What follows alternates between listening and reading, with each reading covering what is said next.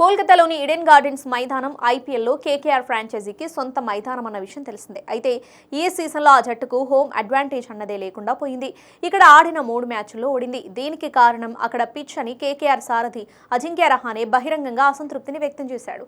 పిచ్ను స్పిన్కు అనుకూలంగా మార్చమని Eden curator Sujan ముఖర్జీని ఎన్నిసార్లు అడిగినా పట్టించుకోవడం లేదని అన్నాడు.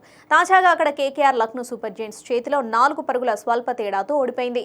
ఈ ఓటమికి కూడా పిచ్చే కారణమని రహానే సహా కేకేఆర్ యాజమాన్యం భావిస్తోంది. ఈ ఓటమి తర్వాత కేకేఆర్ కు చెందిన ఓ కీలక అధికారి బెంగాల్ క్రికెట్ అసోసియేషన్ సభ్యులతో భేటీ అయ్యారు. ఈ భేటీలో పిచ్ పై తీవ్ర స్థాయిలో చర్చ జరిగినట్లు తెలుస్తోంది. ఈడెన్ పిచ్ పై క్యూరేటర్ సుజన్ ముఖర్జీ కేకేఆర్ యాజమాన్యం మధ్య వివాదం ముదురుతున్నట్లు తెలుస్తోంది. లక్నో చేతిలో ఓటమి అనంతరం ఓ కేకేఆర్ అధికారి ఈడెన్ పిచ్ క్యూరేటర్ ను ఉద్దేశిస్తూ అతడికి player of the match award ఇవ్వాల్సిందని వ్యంగ్యంగా అన్నట్లు సమాచారం. లక్నోతో మ్యాచ్ అనంతరం కేకేఆర్ సారథి రహానే కూడా క్యూరేటర్ సుజన్ ముఖర్జీని టార్గెట్ చేసే ప్రయత్నం చేశాడు.